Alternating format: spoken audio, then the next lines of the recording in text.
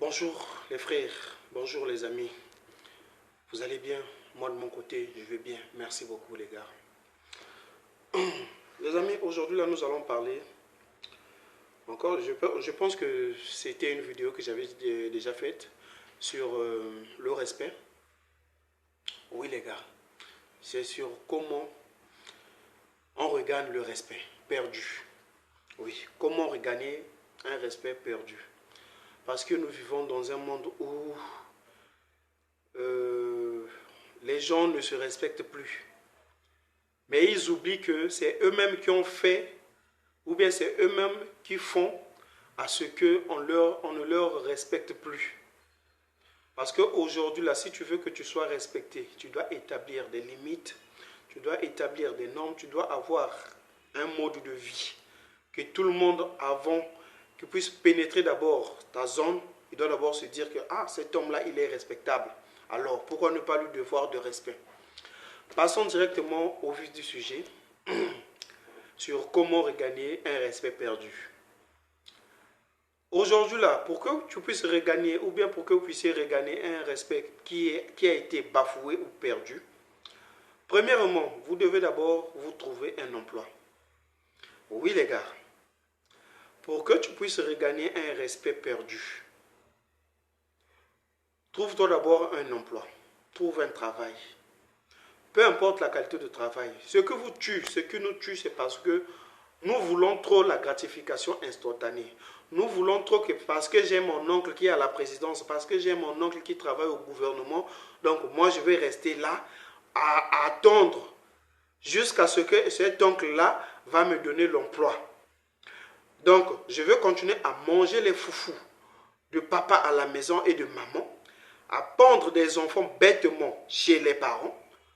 Et en fin de compte, je trouverai un emploi. Et cet emploi-là, je commencerai à partir au boulot chaque matin en veste, dans une carrosse, pour finir à 12 heures et revenir à la maison, jouer au jeu de dames et faire des débats de Cristiano et Messi dans les rues pour qu'on puisse me donner du respect. Non, les gars. Vous vous trompez. Détrompez-vous, les gars. Lorsque je parle ici de vous trouver un boulot, peu importe le boulot. Peu importe le boulot. Parce que lorsqu'on dit du boulot, nous faisons carrément allusion de ce qui te permet de quoi subsister avec tes parents jusqu'à la saison nouvelle. De ce qui va te procurer de quoi manger. Il n'y a pas de saut métier, mon cher. L'emploi que tu es en train de te dire que non, l'autre va te huer, que l'autre va se moquer de toi parce que tu es en train de faire cet emploi-là. Mais l'autre qui se moque de toi là, la fin du mois, il n'aura rien. Mais toi, au moins, tu auras quelque chose qui va te permettre au moins de quoi payer le loyer, de quoi nourrir ta famille, de quoi faire de sorte que non, tes enfants puissent aller à l'école. L'autre là, oublie ça. Mais au moins, ça te permet au moins de faire quelque chose. Et du coup, à force de travailler, peut-être tu pourras encore t'ouvrir d'autres horizons. Peut-être tu pourras encore t'ouvrir d'autres opportunités. Il n'y a pas de sous-métier. J'ai vu et je connais des gens, mes amis à moi, ils ont commencé seulement à vendre des cigarettes. Mais aujourd'hui, là, ce sont maintenant des multimillionnaires. Ils ont maintenant plusieurs boutiques, des alimentations, plusieurs boutiques qui vendent des friperies. Des amis à moi. Oui, les gars, il n'y a pas de sous-métier. Ce qui nous tue, vous et moi, c'est parce que nous avons trop une mentalité facilitante. Une mentalité selon laquelle on se dit que non, là où je suis là, je dois rester comme ça dans ma zone de confort. Et ce n'est pas de votre faute. Hein.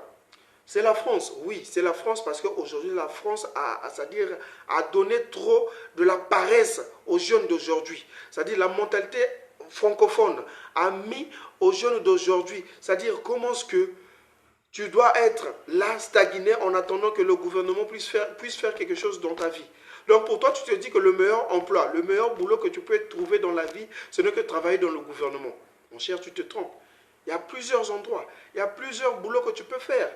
Tu peux ouvrir un truc là, un petit kiosque là, et au jour à venir, avec la patience que tu as, ça peut te rapporter beaucoup de choses. Oui les gars, ça peut te rapporter beaucoup de choses les gars. Ne vous trompez pas.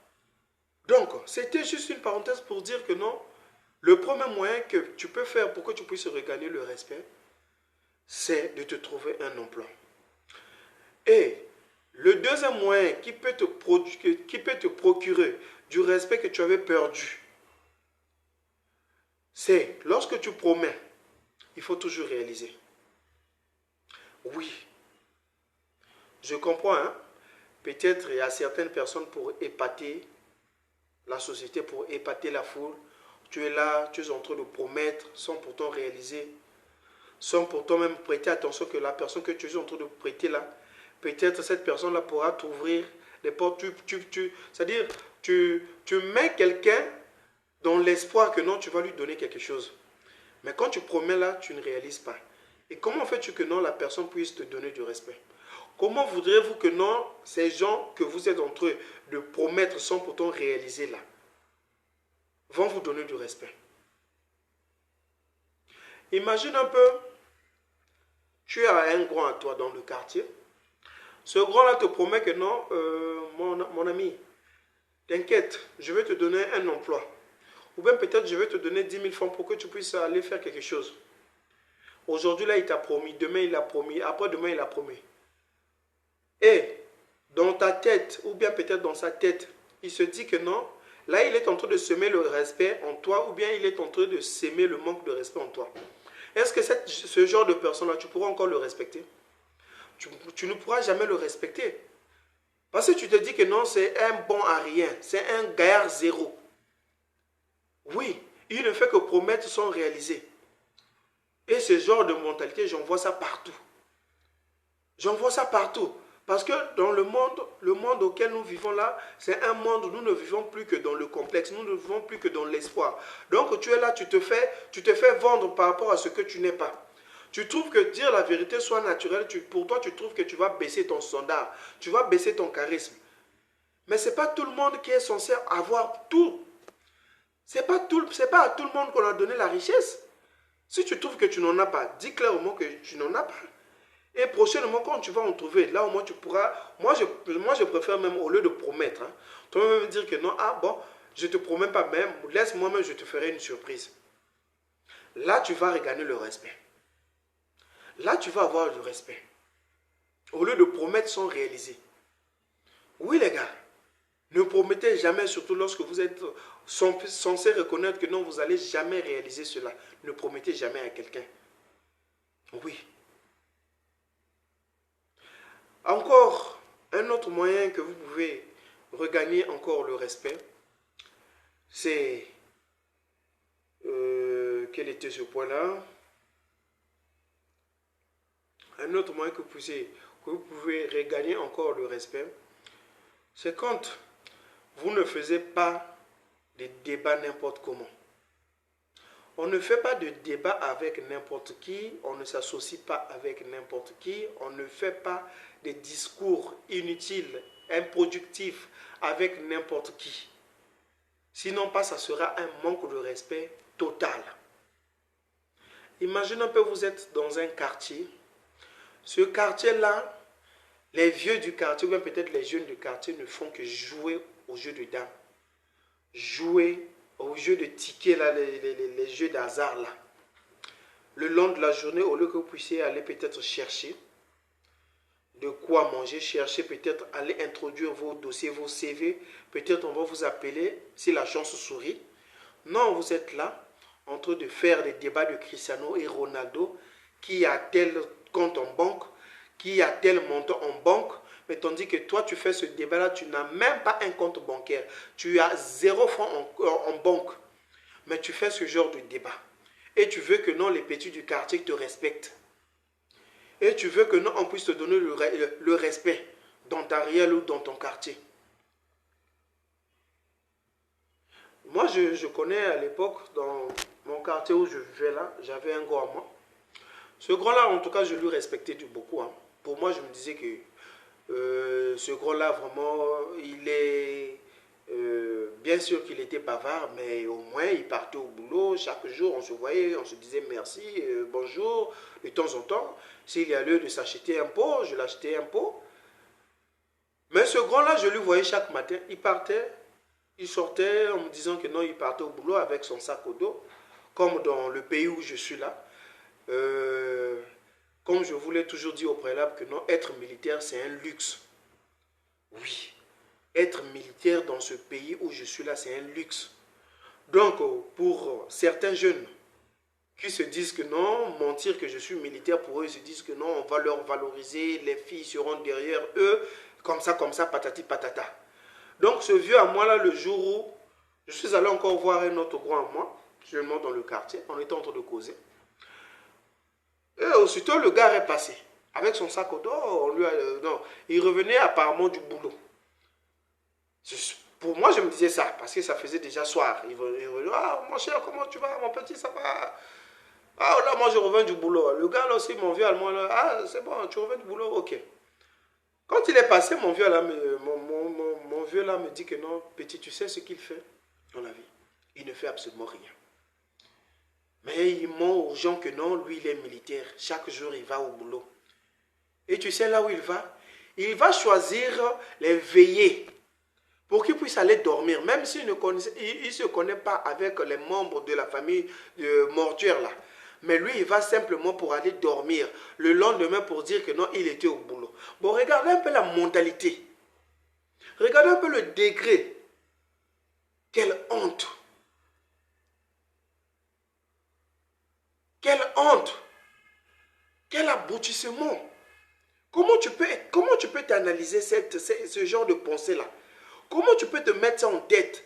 Que non, je dois impressionner les gens dans le quartier, que non, je vais prendre mon sac, chaque matin je sors pour aller chercher des veillées à dormir et le lendemain tu... Maintenant imagine un peu, et ces genres de personnes-là, ce sont des bons parleurs. Mon vieux là, il fut un bon parleur. La manière qu'il parlait, s'il te drague une femme, s'il te drague une fille, aujourd'hui là, tu dirais que non, celui-là, en tout cas, j'ai trouvé l'homme de ma vie. Mais nous-mêmes, en faisant cela, tu te rappelles pas que non, tu te mets la corde au cou. Parce qu'aujourd'hui, là, tu donnes l'impression, tu te vends à une image que non, tu n'es pas censé être. Tu donnes l'impression que non, tu es un salarié, tu es un fonctionnaire. Mais la femme, dans sa tête, il va s'attendre à un salaire quelconque aussi venant de ta part. La femme va s'attendre à un bien financier venant de ta part. Après, ce genre de personnes-là, c'est-à-dire ils sont des premiers à dire que non, cette fille-là, la fin du mois, elle me demande l'argent, c'est une fille matérialiste. Ce sont ces genres de personnes-là qui critiquent des femmes, qui traitent des femmes de matérialistes. Parce que quoi, tu t'es vendu. Et en fin de compte, la femme se dit que non, j'ai eu l'homme de ma vie, l'amour de ma vie. La femme est censée toujours avoir des besoins personnels. Tu dois la dépanner. Mais toi, tu es incapable de la dépanner. Tu es là, tu la montes de gauche à droite, comme tu es déjà habitué à mentir déjà tout le monde. Et c'est jusqu'aux femmes. Et vous trouvez que c'est normal. Hein les gars, il ne faut jamais faire ça. Et là, lorsque on ne va plus vous respecter dans le quartier, vous allez dire quoi? Que le monde est méchant? Oui, que moi on ne me respecte pas parce que j'ai pas ceci, j'ai pas ce... Non. Toi-même, tu t'es d'abord donné une image que tu ne prétendais jamais être. Comment veux-tu qu'on puisse te donner le respect à ce titre-là? Soyez naturel, les gars. Soyez authentique. Soyez stoïque. Quand tu n'en as pas, n'ayez pas peur. Ayez le courage d'aller demander de l'aide. Ayez le courage d'aller dire que vraiment, j'en ai pas pour l'instant. Est-ce que tu peux m'aider à trouver un emploi? En toute humilité, vous trouverez toujours des gens qui vont vous aider. En toute humilité, vous aurez toujours des personnes qui vous diront que bon, aujourd'hui là, même si ça ne peut pas marcher, mais si je trouve une place, je vais toujours t'appeler. En toute humilité. Oui les gars, vous devez comprendre cela. Donc les gars, c'était juste une parenthèse que je tenais à vous dire, ou bien peut-être je tenais à vous expliquer sur comment regagner le respect dans la vie. Un respect qui a été perdu. Premièrement, ça j'avais mis ça en dernière position, mais c'était normalement la première position. C'est d'abord comment je peux dire ça? C'est-à-dire d'être d'abord honnête soi-même. Que vous soyez d'abord honnête dans votre vie. Lorsque vous êtes honnête dans votre vie, vous verrez que les ondes, c'est-à-dire les personnes que vous allez attirer dans vos ondes là seront aussi honnêtes. Parce que l'humain beaucoup plus attire les personnes par rapport à ce qu'ils reflètent. Si aujourd'hui là tu es un bourreur, tu es un magouilleur, tu es un aboutisseur, tu vas aussi attirer des hommes négatifs dans ta vie. Mais si aujourd'hui là tu es naturel dans ta vie, tu es d'abord honnête dans ta vie, tu es véridique dans ta vie, tu vas attirer aussi des bonnes personnes dans ta vie qui seront aussi honnêtes et même aussi des femmes qui seront aussi honnêtes dans ta vie aussi. Donc, ne vous trompez pas, mes chers frères. C'était votre frère, le cavalier solitaire. J'espère que vous avez tiré profit de cette vidéo. Prochainement alors. Merci beaucoup.